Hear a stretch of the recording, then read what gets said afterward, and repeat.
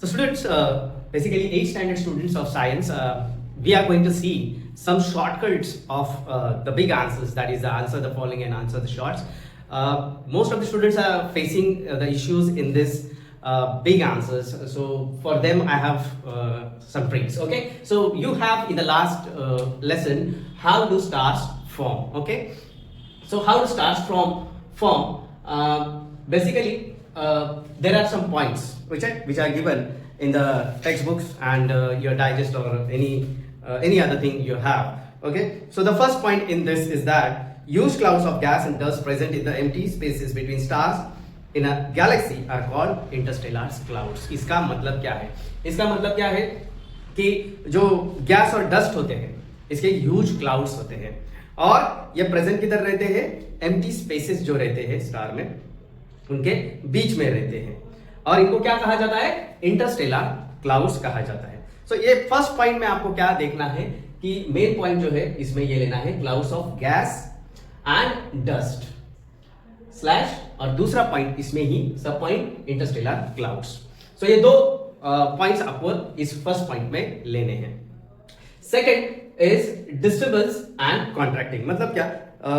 So due to some disturbances the cloud starts contracting. So disturbance होने की वजह से क्लाउड्स क्या होते हैं? कॉन्ट्रैक्ट होने लगते हैं, वो निचोड़ने लगते हैं. सो इसमें क्या लेना है? Disturbance slash contracting. Next third point is the density increases and the temperature also increases with a dense sphere of gas formed from the clouds. So इधर दिया है आपको कि डेंसिटी और टेम्परेचर इंक्रीज होता है और dense sphere of hot gas form होता है. सो इधर आपको लेना है density and temperature increasing and hot gas form slash hot gas form. Fourth point is when the temperature and the density increases, the nuclear energy generation starts there. So इधर temperature और density बढ़ने की वजह से क्या होता है? Nuclear energy generation होता है. सो ये पॉइंट जो है एनर्जी जनरेशन ये आपको याद में रखना है. सो आगे भी ये कंटिन्यू होगा. सो न्यूक्लियर एनर्जी जनरेशन ये पॉइंट फोर्थ याद में रखो. Next is point number 5. Because of this energy generation, the gas sphere becomes self-luminous and a star is formed. So इधर क्या हो रहा है? Gas sphere becomes self luminous. Gas sphere जो होता है वो सेल्फ ल्यूमिनस हो जाता है, ऑटोमेटिकली वो खुद से ही चमकता है और स्टार फॉर्म हो जाता है. सो इसमें ये पॉइंट है gas sphere becomes self luminous slash star is formed. The sixth point is sun जो होता है in the sun the energy generated by the fusion of hydrogen nucleus to form helium nuclei. The hydrogen at the center of the star acts as a fuel.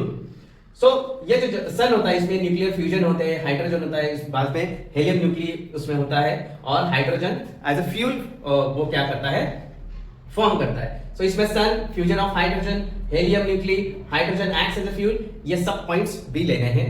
और seventh में क्या होता है? दस energy generated by burning the fuel. इसी तरह energy generate होती है by burning the fuel. Fuel burn होता है और एनर्जी जनरेट होती है. सो बर्निंग द फ्यूल ये लास्ट हमारा सेवेंथ पॉइंट है. सो इसमें मैंने कुछ मेन जो लेटर्स है उसके हिसाब से ये सब लिया है. सो CDD NGSB, CDD NGSB ये हो गए शॉर्ट में. और ये याद रखने के लिए आपको एक सिंपल ट्रिक दी है जो इधर दी है. Cosmic dust disturbances naturally generates star birth.